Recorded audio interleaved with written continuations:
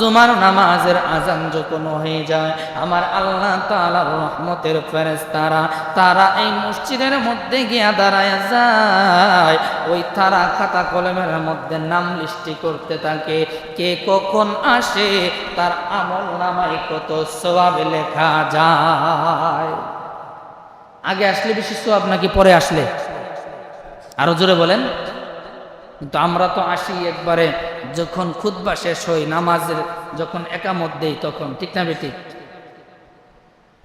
আমার নবী রাহমাতুল লিল আলামিন কয়, উম্মত, জুমার দিনে আমার যে উম্মত সর্বপ্রথম মসজিদের মধ্যে প্রবেশ করবে রে, তার আমল নামার মধ্যে আমার আল্লাহর রাস্তায় একটা উট সদকা করে দিলে, কুরবানি করে দিলে যে সওয়াব হয়ে যায়, আমার আল্লাহ তাআলা তার আমল নামায় একটা উট সদকা করার সওয়াব দান করে দিবে। তাইলে যিনি প্রতি সপ্তাহে সপ্তাহে আসে, উনি প্রতি সপ্তাহে সপ্তাহে বছরে 52 সপ্তাহ 52টা রাস্তায় দান সদকা করে। কথা কোন ঠিক না বেটি? তাহলে আমরা এমন ক্ষমতাবান টাকাওয়ালা পয়সাওয়ালা লোক আসেনি যে 52টা উট বছরে আল্লাহর রাস্তায় সদকা করব? হ্যাঁ, যদিও মানুষের দনটা কেমন থাকে না, ঠিক না বেটি? কিন্তু আমার আল্লাহ কত সহজ করে দিয়েছেন, জুমার দিনে যে সবার আগে ঢুকবে মসজিদে তার আমল নামায় একটা উট, শুধু উট না, আপনার কবুলিয়াত, আপনি টাকা দিয়ে সদকা করলেন, কবুল হতেও পারে না হতে পারে, আপনার টাকার মধ্যে ভেজাল থাকতে পারে, পারে কি পারে না? আপনার নিয়তে ভেজাল থাকতে পারে, পারে কি পারে না? কিন্তু আমার নবী কই, যে উটটা জুমার দিনে প্রথম মসজিদে ঢোকার জন্য আল্লাহর রাস্তায় সদকা করার সওয়াব দেওয়া হবে, এটা একটা কবুলিয়াত উট, অর্থাৎ এটা বন্দুকের গুলি মিস হতে পারে, নিশানা টার্গেট মিস হতে পারে, এটা যে কবুল এটা মিস হতে পারে। দ্বিতীয় নাম্বার ব্যক্তি, নাম্বার 2, দ্বিতীয় নাম্বারে যিনি মসজিদের মধ্যে প্রবেশ করবেন, আমার নবী কয়, উম্মত, ওই লোকের আমল নামার মধ্যে আমার আল্লাহর রাস্তায় একটা গরু কুরবানি অথবা সদকা করলে যেই সওয়াব, আমার আল্লাহ তাআলা তার আমল নামায় সেই সওয়াব লিখে দিবে। তৃতীয় নাম্বার ব্যক্তি, আল্লাহর রাস্তায় ছাগল অথবা বকরি সদকা করলে, দান করলে যে সওয়াব, তার আমল নামায় সেই সওয়াব লিখে দিবেন। এমনি ভাবে চতুর্থ নাম্বার ব্যক্তির আমল নামায় আমার আল্লাহ তাআলা একটা মুরগি সদকা করার সওয়াব লিখে দেবেন। পঞ্চম নাম্বার, যে মসজিদে প্রবেশ করবে, আমার নবী কয় তার আমল নামার মধ্যে একটা ডিম আল্লাহর রাস্তায় সদকা করলে যেই সওয়াব, সেই সওয়াব আমার আল্লাহ তাআলা লিখে দেবে। তো এই জুমার দিনেরও ফজিলত আছে, আর এই জুমার দিনেও কিছু আমল আছে নাকি নাই? আছে। তো আমরা অনেকেই জানি, জানা সত্ত্বেও করতে পারি না, অনেকে আছি জানিও না, ঠিক না বেটি? কিছু জানি কিছু জানি না, কিছু মানি কিছু মানি না। এই জুমার দিন সাধারণ কোনো দিন নয় বন্ধুরে। আল্লাহ রাব্বুল আলামিন সূরা জুমার মধ্যে আল্লাহ রাব্বুল আলামিন ঘোষণা করেছেন, ইয়া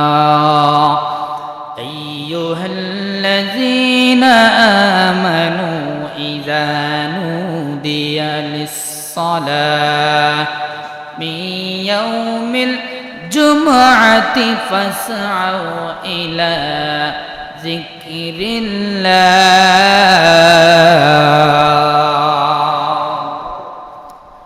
আল্লাহ রাব্বুল আলামিন বলে, ও ইমানদারের দলেরা শুনো, আমার আল্লাহ মেনশন করেছে, ডাক দিয়েছে ইমানদারগণকে। আমার আল্লাহ তাআলা বলে, ও ইমানদারের দলেরা শুনো রে, ইযা নুদিয়া লিস-সালাতি মিন ইয়াউমিল জুমআ, যখন মুয়াজ্জিন মসজিদে জুমার নামাজের জন্য আহ্বান করে কি করে না? জুমার নামাজের আযান হইছে না? আরো প্রায় আধা ঘন্টা আগে আজান হয়েছে, হয়েছে কইছে না? এলাকার প্রত্যেকটা মসজিদে মসজিদে আল্লাহু আকবার ধ্বনি দ্বারা আজান হয়েছে। আমার আল্লাহ তাআলা কই বান্দারা, যখন মুয়াজ্জিনেরা মসজিদের মাইকের মধ্যে আজান দিবে, নামাজের জন্য আহ্বান করবে, জুমার দিনে জুমার নামাজের জন্য ডাকবে, তোমরা আর দেরি করবা না। ফাসআউ ইলা যিকরিল্লাহি ওয়া যারুল বাই, তোমরা আল্লাহ তাআলার জিকিরের জন্য, ইবাদতের জন্য, জুমার নামাজের জন্য, জুমার খুতবার জন্য তোমরা মসজিদের দিকে অগ্রসর হয়ে যাও। শুধু তাই নয়, আমার আল্লাহ তাআলা বলেন, যখন জুমার নামাজের জন্য আহ্বান করবে, ও দুনিয়ার মানুষেরা শুনো রে,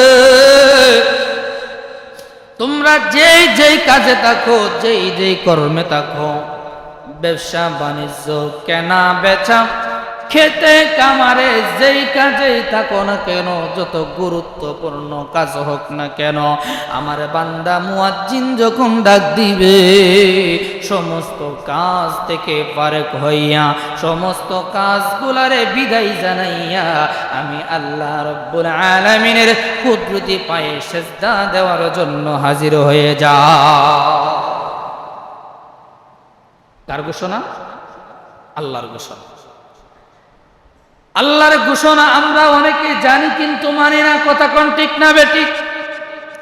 আজকে আমাদের কৈজুরি গ্রামে যতগুলা ঘর আছে বাবারে, ওই প্রত্যেকটা ঘর থেকে যদি একজন করে মুসল্লি আসতো, আমাদের মসজিদটা কানায় কানায় পরিপূর্ণ হয়ে যাইতো। কথা কোন ঠিক না বেঠিক? আমার নবীর হাদিস, 1450 বছর আগে, 1450 বছর আগে রাসূলুল্লাহ সাল্লাল্লাহু আলাইহি ওয়াসাল্লাম বলে গিয়েছেন, আমার উম্মতদের মধ্যে এমন একটা যুগ আসবে, যেই জামানাটা হবে আমার উম্মতের শেষ জামানা। ওই জামানার মধ্যে একদল লোক বের হবে, যারা জুমার নামাজে অংশগ্রহণ করবে না। কোথায়? জুমার নামাজে। কোথায়?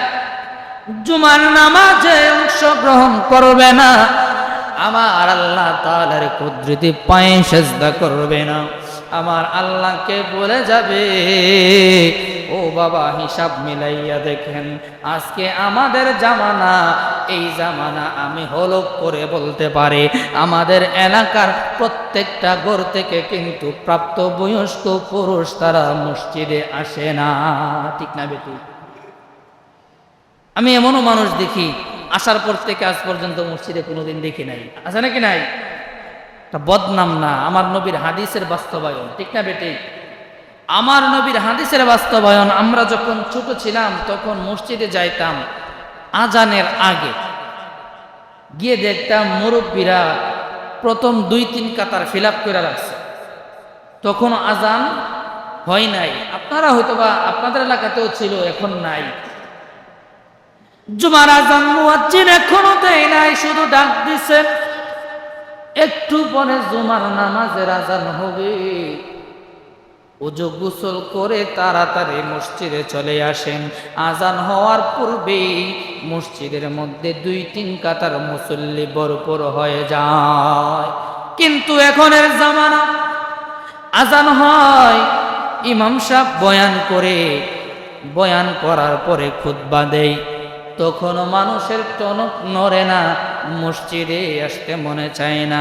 অনেক সময় অনেকে আইসা দৌড়ায়া নামাজটা ধরে, আবার অনেক সময় নামাজ 1 রাকাত পায় আর 1 রাকাত পায় না। আছে নাকি নাই?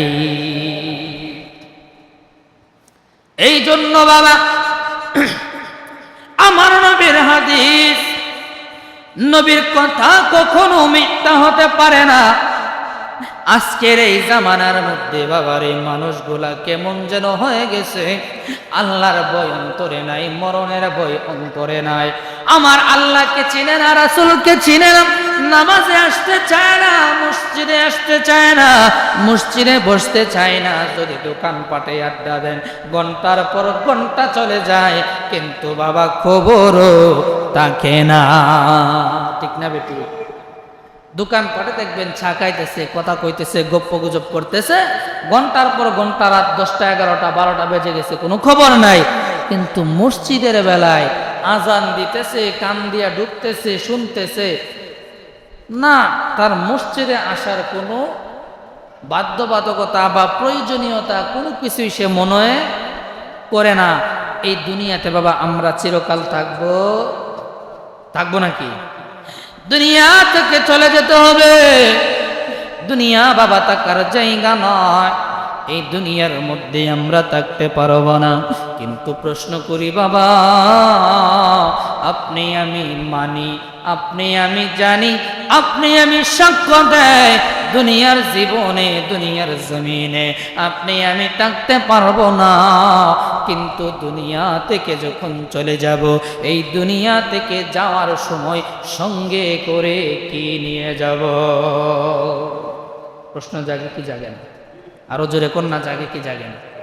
আপনার আমার কোটি টাকা মাসে ইনকাম, ঢাকায়, চট্টগ্রামে, কুমিল্লা শহরে 2টা 4টা করে বাড়ি আছে, গাড়ি আছে, ব্যাংক ব্যালেন্স আছে, ওইগুলা কি আপনার আমার সঙ্গে যাবে? আরো জোরে কন্যা যাবে? যদি এত টাকা পয়সা, অট্টালিকা, ব্যাংক ব্যালেন্স, গাড়ি বাড়ি, শান শৌকত কোনো কিছুই না যায়, তাহলে আপনার আমার সঙ্গে যাবে কি?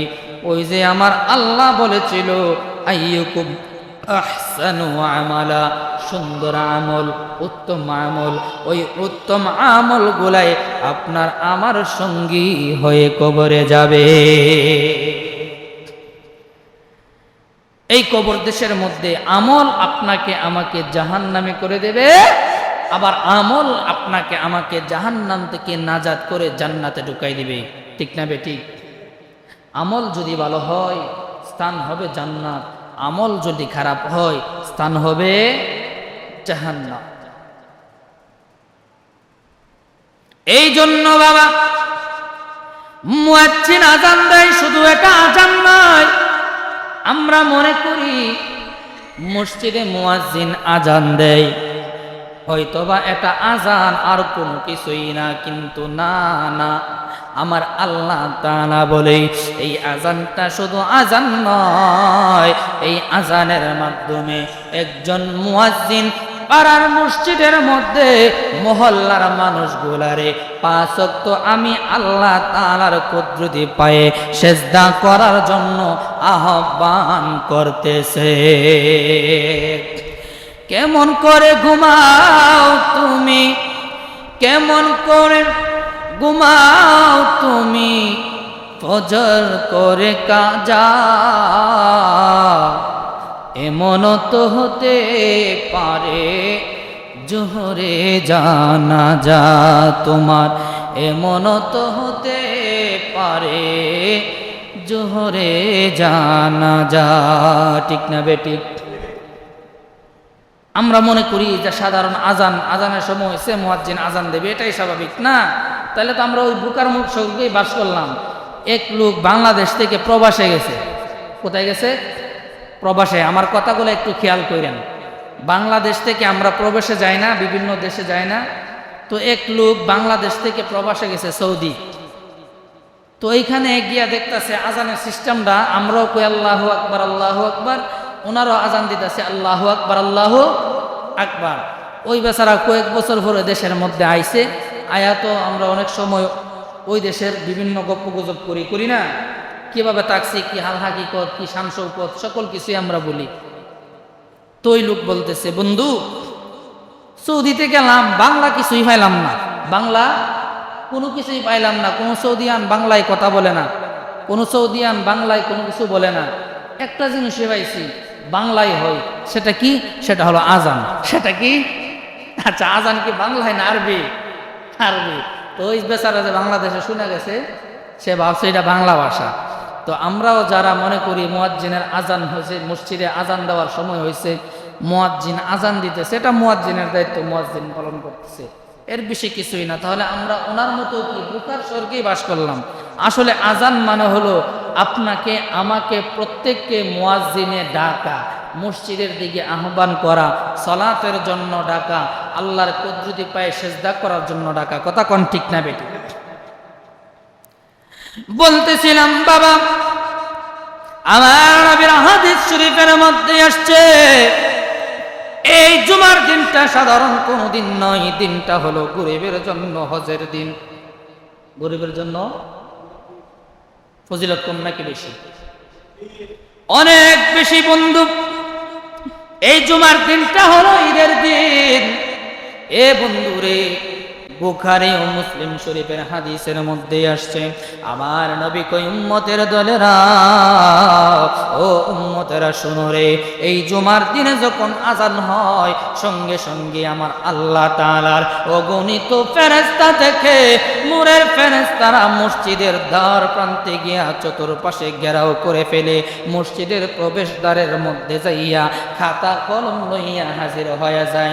এখন কইবেন হুজুর, মসজিদের দ্বার প্রান্তে প্রবেশদ্বারে ফেরেশতারা খাতা কলম লইয়া দাঁড়াইয়া যায়, আমরা কেউ তো দেখলাম না, দেখছিনি? হ্যাঁ, তো বিশ্বাস করিনি ফেরেশতারা যে আসে। কেন আসে? আমার নবী রাহমাতুল লিল আলামিন কই উম্মত রে উম্মত শুনো, জুমার নামাজের আজান যখন হয়ে যায় আমার আল্লাহ তাআলার রহমতের ফেরেশতারা তারা এই মসজিদের মধ্যে গিয়া দাঁড়ায় যায়।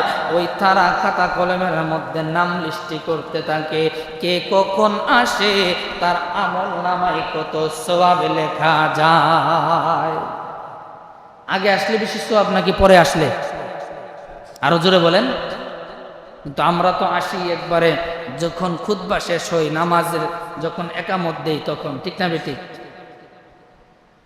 আমার নবী রাহমাতুল লিল আলামিন কয় উম্মত, জুমার দিনে আমার যে উম্মত সর্বপ্রথম মসজিদের মধ্যে প্রবেশ করবে রে, তার আমল নামার মধ্যে আমার আল্লাহর রাস্তায় একটা উট সদকা করে দিলে, কুরবানি করে দিলে যে সওয়াব হয়ে যায়, আমার আল্লাহ তাআলা তার আমল নামায় একটা উট সদকা করার সওয়াব দান করে দিবে।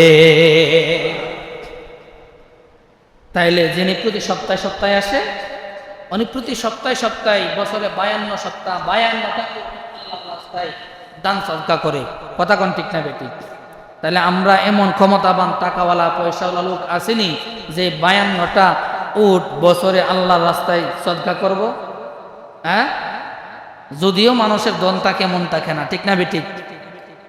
কিন্তু আমার আল্লাহ কত সহজ করে দিয়েছেন, জুমার দিনে যে সবার আগে ঢুকবে মসজিদে তার আমল নামায় একটা উট, শুধু উট না, আপনার কুবুলিয়াত, আপনি টাকা দিয়ে সদকা করলেন, কবুল হতেও পারে না হতে পারে, আপনার টাকার মধ্যে ভেজাল থাকতে পারে, পারে কি পারে না? আপনার নিয়তে ভেজাল থাকতে পারে, পারে কি পারে না?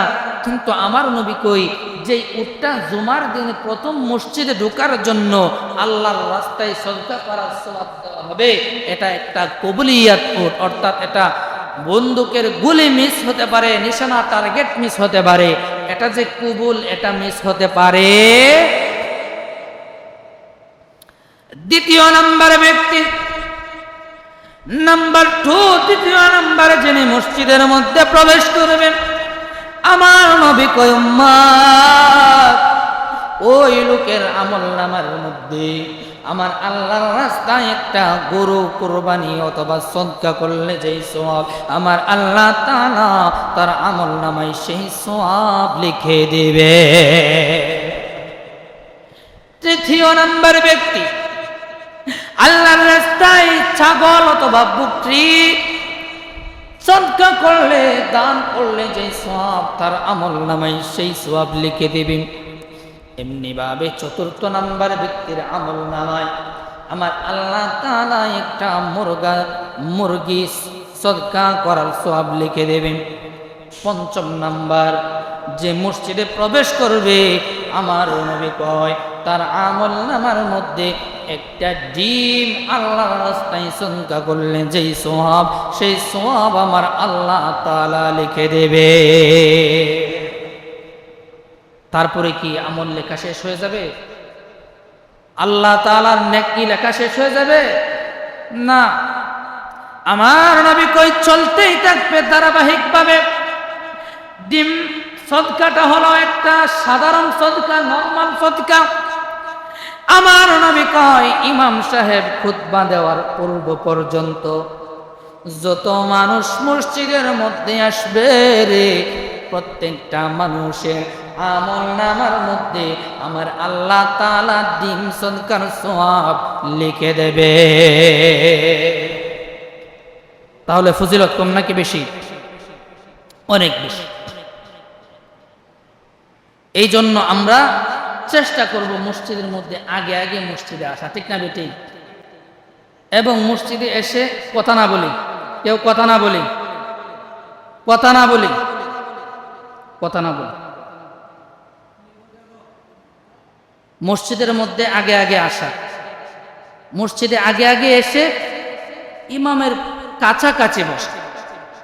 ইমামের কাছাকাছি বসলে লাভ কি এখন বলতেছি, এতক্ষণ বললাম সংক্ষিপ্ত আকারে জুমার দিনের ফজিলত।